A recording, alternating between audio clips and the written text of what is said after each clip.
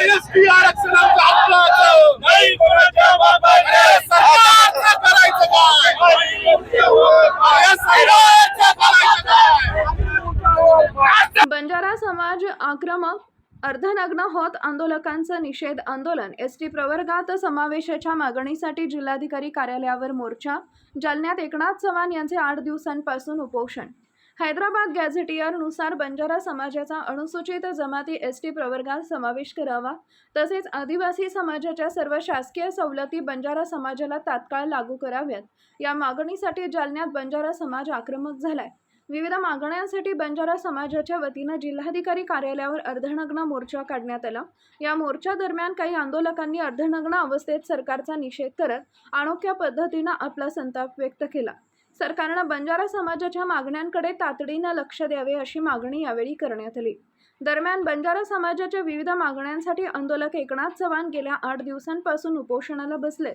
मात्र प्रशासन आणि सरकार आंदोलनाची दखल घेत नसल्याचा आरोप आंदोलकांनी केलाय।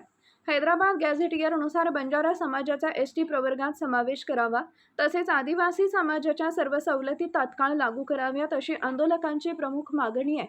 सरकारनं या मागण्यांवर तातडीनं निर्णय घ्यावा अशी मागणीही करण्यात आली आहे। यावेळी मराठा समाजाला एक न्याय आणि बंजारा समाजाला वेगळा न्याय दिला जात असल्याचा आरोप आंदोलकांनी केला। सरकारनं बंजारा समाजाच्या मागण्यांवर सकारात्मक निर्णय न घेतल्यास आंदोलन आणखी तीव्र करण्याचा इशाराही देण्यात आला आहे।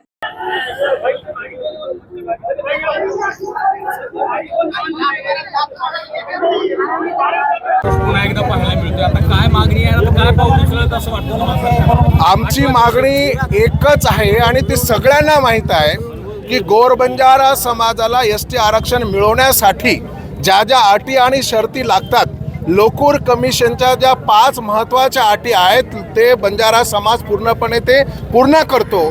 एवढेच नव्हे तर आतापर्यंत जेवढे आयोग झालेले आहेत सगळ्या आयोगाने गोरबंजारा समाजाला एसटी आरक्षण द्यावे म्हणून शिफारस केलेली आहे। 1871चा जो कायदा आहे तो गुन्हेगारी जमात म्हणून त्या ठिकाणी नोंद आहे। 1919 जनगणना असेल, 1931 जनगणना असेल, प्रत्येक जनगणनेमध्ये त्यावेळेला गोरबंजारा समाजाची जी यादी आहे त्याच्यामध्ये गोरबंजारा समाज एसटीच्या यादीमध्ये त्या ठिकाणी आहे।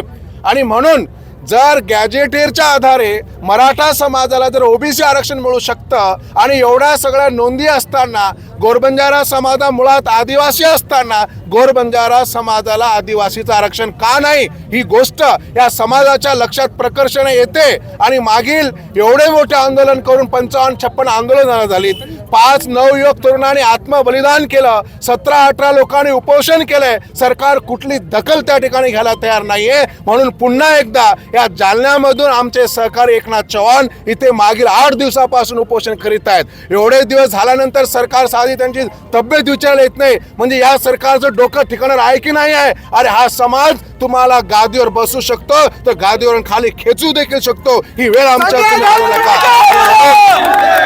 म्हणून आमची म्हणून प्रत्येक राज्यामध्ये या समाजाला एसटी आरक्षण मिळावं आणि ही आमची प्रमुख मागणी आहे। एवढ्यासाठी आंदोलन आम्ही आक्रमकरित्या करत आहोत। सरकार दुजाभाव करते का समाजाला वेगळा? 100% सरकार दुजाभाव करतो आहे। कारण गॅजेटियरच्या आधारावर जर मराठा समाजाला ओबीसीचं आरक्षण मिळते तर गॅजेटियर मध्ये गोरबंजारा समाजाची नोंद ही आदिवासी म्हणून आहे। जर त्यांना तुम्ही ओबीसीचं आरक्षण देऊ शकता तर या समाजाला एसटी आरक्षण तुम्ही का देत नाही, ही आमची मागणी आहे आणि रास्त मागणी आहे, संविधानिक मागणी आहे। आणि आमचा हक्क, आमचा अधिकार आम्हाला मिळालाच पाहिजे। जर सरकारने आमची दखल घेतली नाही तर सरकारला धडा शिकवल्याशिवाय आम्ही राहणार नाही।